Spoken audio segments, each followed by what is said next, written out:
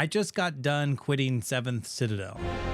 I made some mistakes along the way. There's also just a lot you don't know when you get started. So I have some lessons as well that I'd like to impart to you because it might stop you from quitting 7th Citadel. The big question is, am I going to go back?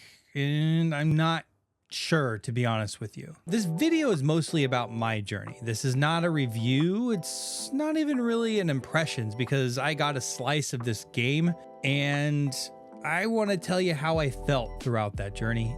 So don't take this as an exhaustive review. I'm also going to be really vague in a lot of the scenarios and examples that I'm using. If there are any spoilers, I'll point them out and give you a timestamp to skip to in case you don't want to be spoiled. Heading into this game, I was really intrigued. And if you've watched my channel before, you know that I'm not a real big story game guy. I need mechanics. I need meaty things to do. I need tough, crunchy decisions. I need agency in my game.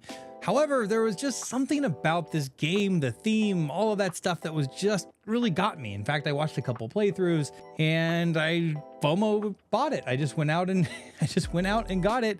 And here I am. I played it true solo. The threat I was playing was Drums of Desolation. So where do we begin? I think we begin with trying to understand what this game is. It's very much an exploration game, and the game is fully comprised of square cards. You basically lay cards out on the table and explore, and you're building this really beautiful map over time through exploration.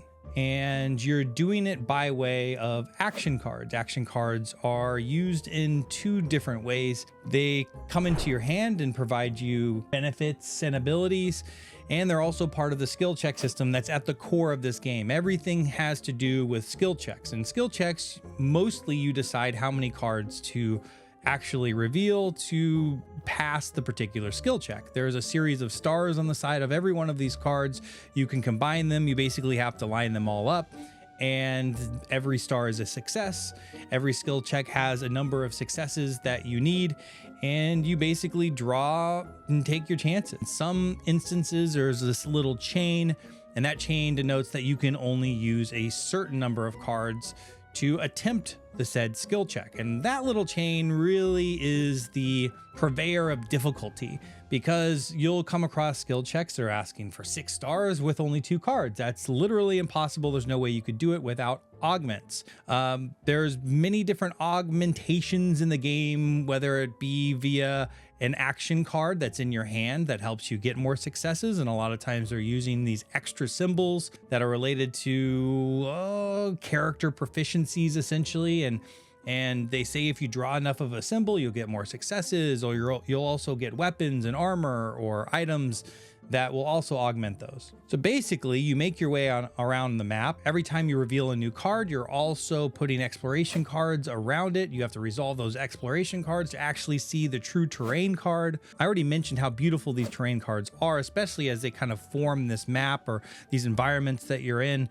They really are wonderful to kind of see yourself build this map throughout a playthrough. On each of these terrain cards, there are numbers, and these numbers are related to quests and little events that you will draw and resolve. In a lot of cases, there's a lot of bad, there's some good. You just run around a map and you have a broader goal that's set up by the threat. Each threat has a booklet, and you read a little bit of the booklet and you start with one square and slowly build that map out, doing these skill checks that I had already mentioned. So I had mentioned that the action cards were kind of the forefront of this game. They really act as a life force, because as you go through your deck, you're discarding these cards. And the moment you run out of these cards, you have to recover all of these cards back. And the only way to do that is by actually paying your life points to do it.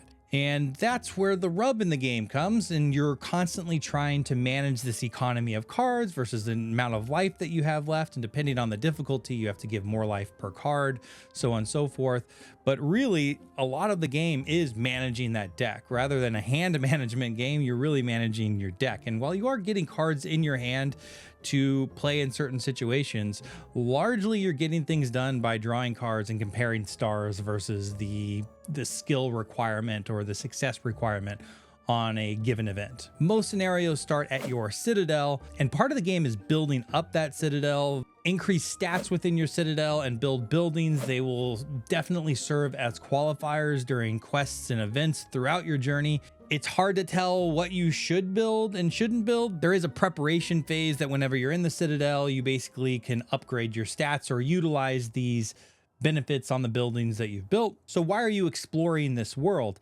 You're exploring this world because you are a slave gardener that was enslaved to take care of these mutant plants that were created by necro druids to battle these underground giant worms that are digging out underneath all the land, creating the collapsed lands that you are now inhabiting. And spoiler alert, I guess, in the infancy, the intro, the beginning of the story, you'll replay this scenario in which you're trying to escape the prison that you were held in while the lands are collapsing in this big kind of cataclysmic event. In the shadow of this event is where you kind of begin your real journey in these different threat booklets that I had already mentioned, and beginning to kind of rebuild your civilization or your citadel. So I had mentioned that the whole story starts off in the prison, and that's where I start my journey off on. And going through that first scenario, in fact, I mentioned it on another video that I was so excited to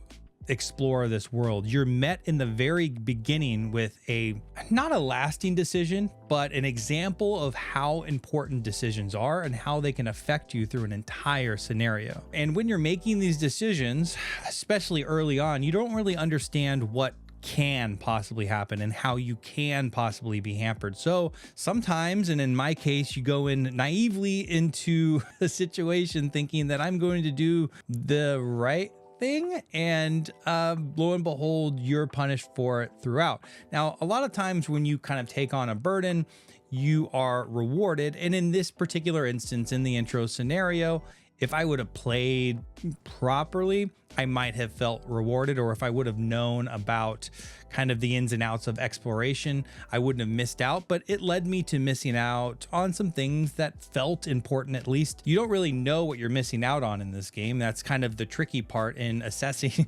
your game, and really you can only talk about it in your experience.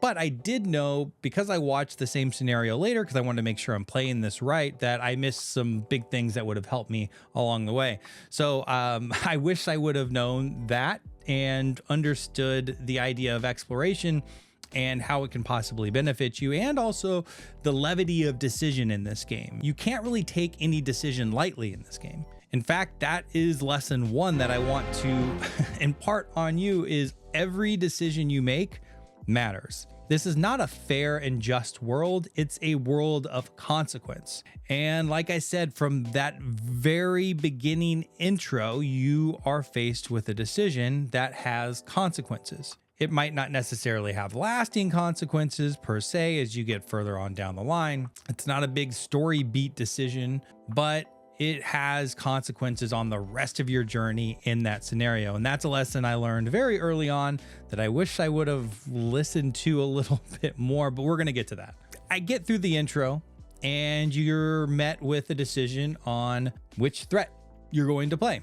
And I picked Drums of Desolation, and it throws you into its first scenario. And I start to explore. I come from a background, especially in kind of exploration games, from the video game world. I love games like Elden Ring that allow you to completely explore an area and just flip switches here, twist knobs there, see what happens, find cool caves, find cool things, and exploration is greatly rewarded, and sometimes dangers come up as well when you do that, but in general it's rewarded, it's fun and exciting. So that's the way, and that's the perspective I have on this game as I go in. So as I describe these early encounters, just know that that is my priority, is to really kind of explore. And that's what I started to do. In each scenario, you have clear primary objectives. You also have clear secondary objectives. The rulebook takes care of all of that. And I start to wander around, definitely looking for this primary objective, but also just really excited to explore the world. You are revealing tile after tile, going through challenge after challenge. These little side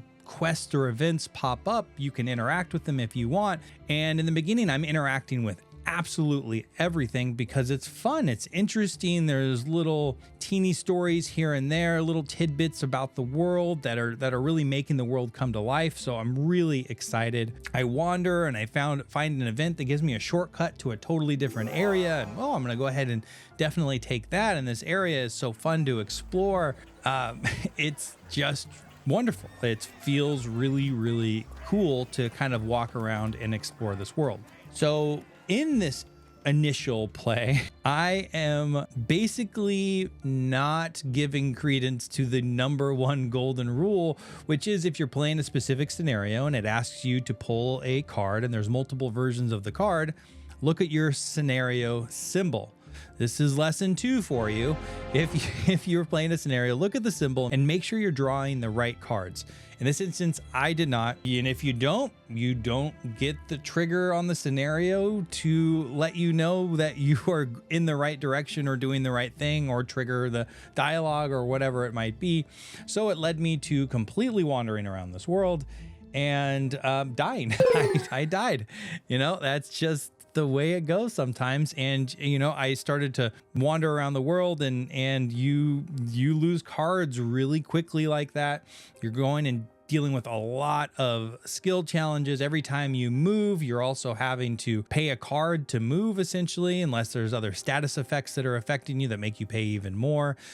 You'll come up on exploration tiles that if you don't have the right ground shiver level, then you'll start to see these exploration events pop up that are too high of a level that make you pay extra cards to be able to flip them over and see. That is lesson number 3, is if you start to get into an area that's making you pay a bunch of cards, and it's a bunch, you probably are going in the wrong direction. And that's something I had no idea. And I don't think it even really points that out in the rule book. I found that kind of side rule out, or good rule of thumb, by reading a forum in BGG. That's a pretty good indicator you're just going in the complete wrong direction. I didn't know that, so I paid a bunch of cards, and those combinations of flipping over the wrong card and also going in the wrong direction when I didn't find the trigger for the scenario, that just led to my death and me completely starting over. The bright side of that first kind of entry into the world is I got to do a ton of exploration. I built this giant map in front of me and was able to see where certain things were and certain kind of looks like quest triggers and different events that I was too low of a level to interact with, because a lot of times to interact with the levels of your citadel, there's a production level, defense level, knowledge level, and influence level. And if you're not a high enough level, you can't even interact with the particular event that is popping up. However, now I knew where these things were. I also came across some random events, and there's these exploration tiles that I had already mentioned that you put out every time you put a new terrain tile out that basically surround it, and they're randomized events. They have nothing to do with the particular place you're in, other than there's different levels of them, and depending on the area, you'll grab different level of cards. So I came across an event, and maybe what I'll do here is, this is a little bit of a spoiler for this random event that pops up. If it pops up for you, you're going to know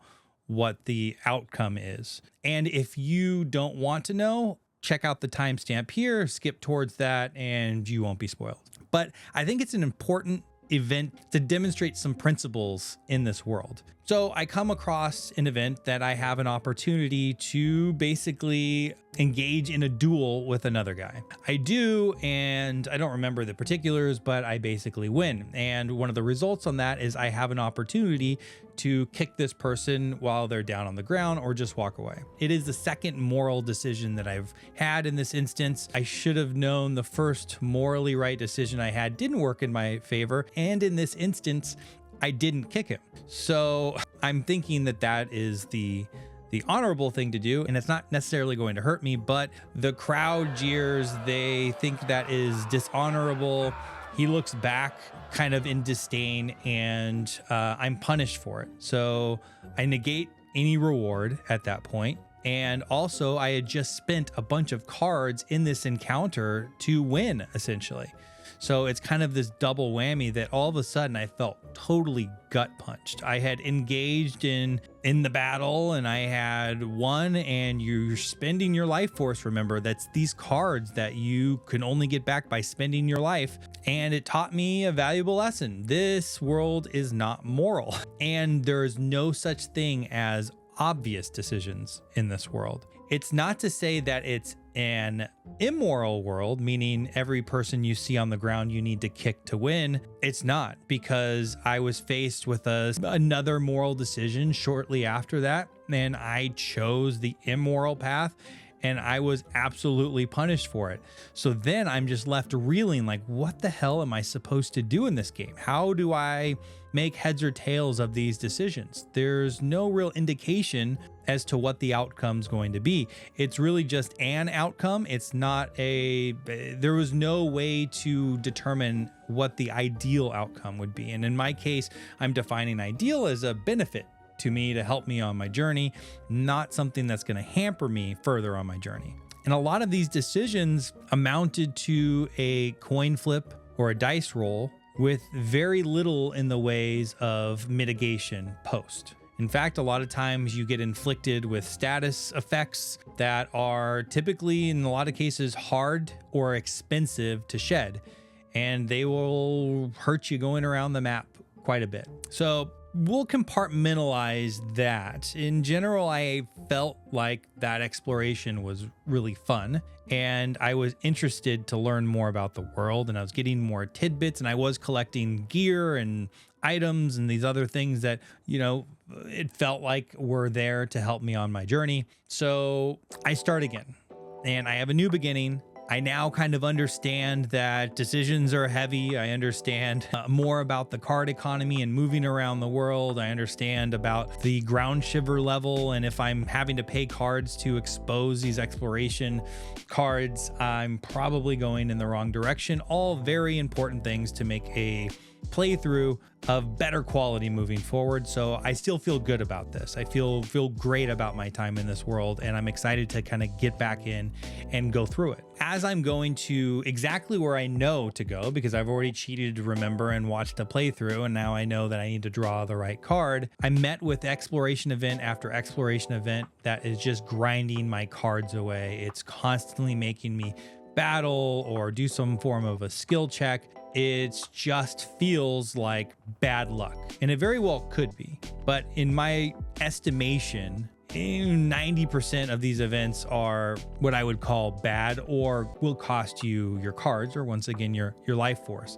So I'm even grinding just to get down to the place I know I need to go to be able to get back to complete the scenario. I know exactly what I need to do. I get to the goal essentially, and I've got to make my way back to the Citadel, and I actually barely make it. And I'm a little bit torn on this piece in that there is something to say for a game that's tuned in a way that allows you to barely make it back. And foreshadowing, this is not the last time that happens. I often felt like I was barely making it back. But after my first experience where I freely explored and really fleshed out the world and felt that excitement of exploration, I'm now realizing that exploration is almost punished.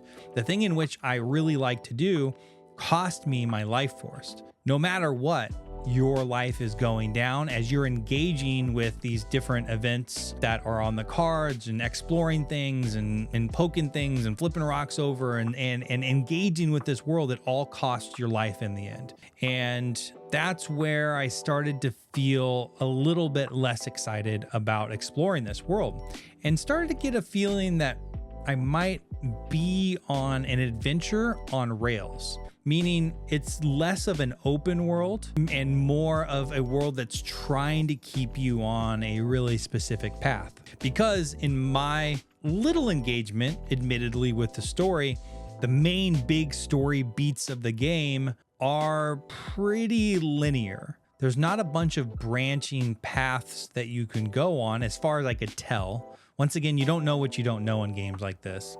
But it just did feel like you were being shuttled, especially with that mechanism about having to be a certain ground shiver level to freely explore tiles. So it feels like the game's trying to keep you at least in a general direction. And certainly there's some times where you find yourself in a completely wrong area and you realize you have to go somewhere totally different. But even then you're punished because it costs you cards to continue to move down this map to finally get to the place that you were looking for. So I will say about kind of the economy of cards is you will come across some skill checks that seem unfathomable, meaning you can only commit 2 cards and you need 6 success. And really what that's doing is saying, hey, you need to have built your character at this point to have action cards in your hands that engage with different types of symbols on the card that give you more successes, or have extra weapons that help to get you more successes in combat, or different items that in certain circumstances get you extra successes in combat. And in my short time, I found that those augments were, number one, exciting when you find them, but number 2, tough to use. In a lot of cases, these kind of side items that you gather will give you extra successes in a specific scenario type or with specific symbols. They might boost the number of symbols, and as you draw cards, you might act like you have 3 fists in this card. You would need to have an action card or another card that says, hey, for every 1 fist, you get an extra success, as an example. So I would need to have had the right action card along with the right item card that also deal with the specific skill check. And one thing that's important context is there's 36 types of skill checks. It's not all just like combat and dialogue or something like that. It's a lot of different types of skill checks, and a lot of your action cards deal with really specific types. It might deal with multiple 2 or 3 different types of skill checks, but remember there's 36. And your hand size, mind you, depending on player count, is pretty small. And in solo, it was 4. I could only have 4 cards in hand.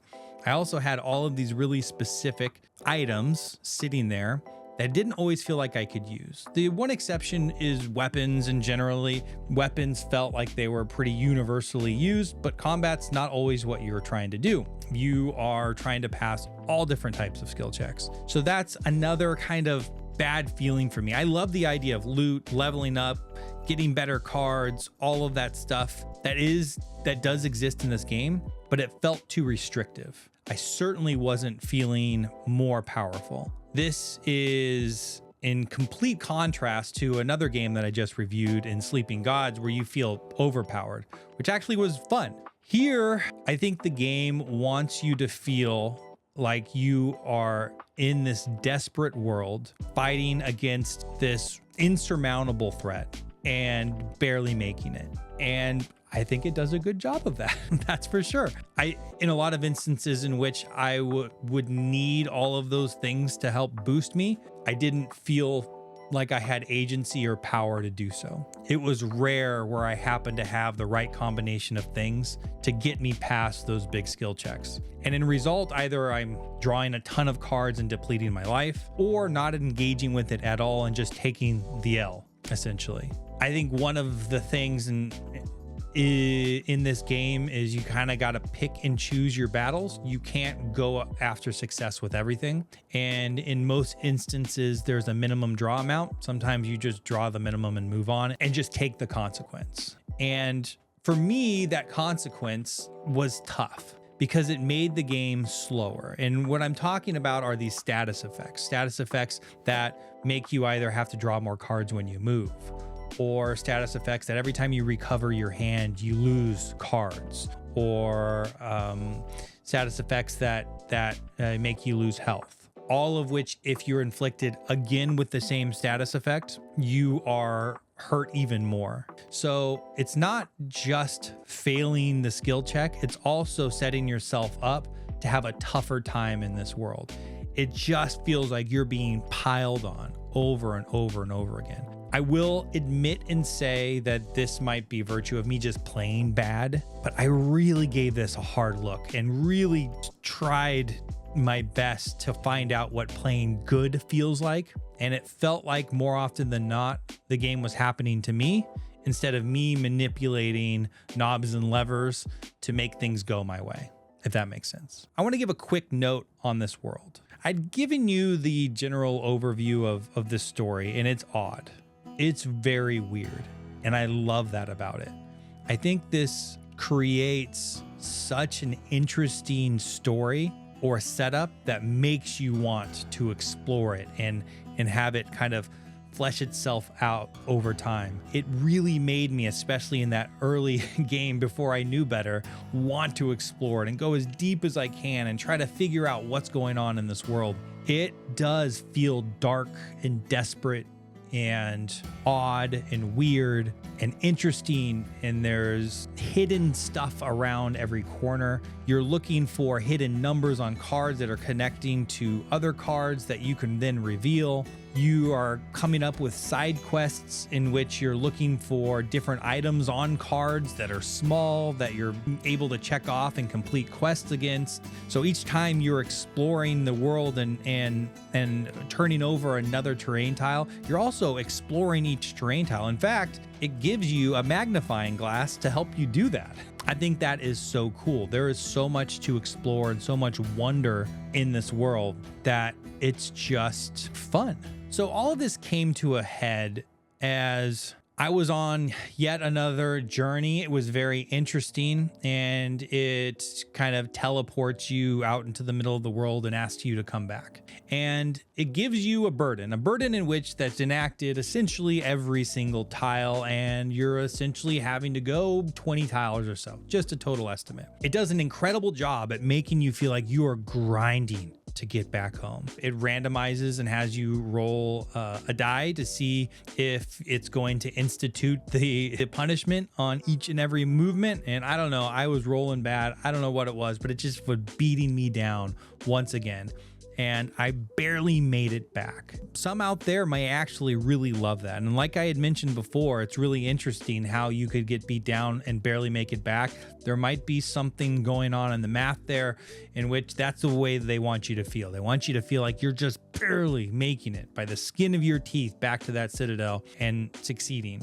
But I came away from that scenario, and it was a couple hours. Like, this wasn't, to give you an idea of, like, these scenarios take a long time. Everything is kind of a grind. Movement across the map, especially when you don't already have all of these tiles exposed, it just takes a long time. And it was just mentally exhausting because as I was moving, those aforementioned status effects just start to pile up. You can't get across the map unscathed. You're definitely going to come in limping and at some sort of a disadvantage, and coming across, enemies that you have to fight or events that you have to go through that will just kill your card count, and that life just kind of evaporates from you. And I remember just kind of just sitting there at the end of the play session just going like, why am I doing this?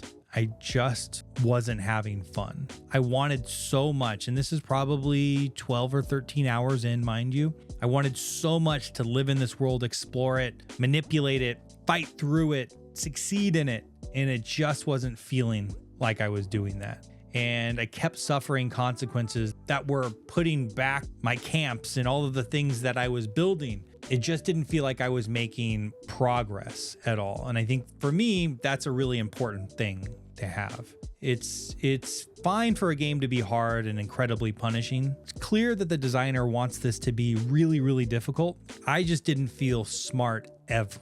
I never felt clever. I always felt that if I did just happen to get across that finish line, it was by happenstance. It wasn't because I made some brilliant decision at any time, or I was really saving up a particular power to be played at the right time. It just felt like I happened to have the right things in hand in an item and was able to pass it, because there's so many more punishments than rewards in my mind, at least in the 12, 15 hours, whatever I ended up playing of this game. So I get to the end of that scenario and I give it a break overnight. I come back the next morning and I read what is my final scenario in this game that I'm going to play. And it looks so interesting. The story that it's setting up, the new part of the world that I'm going into, the super odd thing that I have to go do is just, it's pulling at me. It's pulling at me, and I have to go and see what it is. And I think that's what this game does so well, is it beats the crap out of you, but then says, hey, look at this carrot. This is a really interesting thing that you can go and figure out if you just play me one more time. Or at least in my instance. So I go out and spend another hour and a half or so and finally get to the thing. And the thing is basically a total death trap. And even now, I'm not sure that I played it the right way, because I can't even fathom the trade-off of the enormous amount of cost that you're having to put up front that leads to a total guess. It's basically a scenario in which that asks you, and by the way, actually, let me back up real quick. The scenario thematically is brilliant. It's wonderful. It is super clever and just like, oh, this is just such a smart thing. But what it asks you to do as a player is say, I need a ton of successes. I need at least 5 successes. But we're not going to tell you exactly how many you need, because once you have passed the lower threshold of successes, it says, how many successes did you get? Add that number to another number it gives you and go grab that card. And if that card is the right card, you'll know it. And if not, you basically have to try it again. Meanwhile, you've spent an enormous amount of those cards, AKA your life source once again, and you're staring up at this thing going, I have no idea, first and foremost, how many successes I actually need. I know a lower threshold, I know what I've just guessed, but who the heck knows what that number actually is? And I've also just spent a ton of my cards to do this. How many more times can I actually do this? And I just thought to myself, that's not fun. That is a total guess. And there might have been some choices or some dialogue somewhere that would have given me some sort of a hint. There's no way for me to know, because once you make decisions and decide to go to do different things, you just lose the opportunity on that information. So there very well have been some sort of hidden number that told me exactly what I needed, but I still needed to go get those successes, which ended up being a ton of successes, which ended up being a ton of your life. I will say this scenario starts you with an abnormal amount of life, but I went in the total wrong direction and spent a lot of it. So by the time I was actually at the scenario in which I would needed to really use that life to pass this test, I was completely depleted. And I was just thinking like, I'm done. This isn't fun. I'm not doing this anymore. I gave this one last final shot and this game just isn't for me. And I think that's okay. I think this is one of the toughest games that I've had to admit to myself that I really just don't enjoy. I enjoy parts of it. I enjoy the world. I think it's smart. I think that it's a marvel in which what they have designed through over 1,000 cards. I don't even know what the card count is at the end of the day. This interconnecting world that has these different layers to it that give you this sense of wonder as you're exploring it, and has all of these different secrets and things to find. But at the end of the day, it just felt like such a grind to get there, and took so many hours to get halfway or so in one of the 2 threats that come with the game. So essentially I saw about a quarter or so of campaign progression. I won't say of the game, because there's all kinds of stuff that you just get rid of without actually seeing it. And I just had to be honest with myself. It just wasn't fun for me. If you love high stakes decisions, a story that happens to you, you are okay with luck.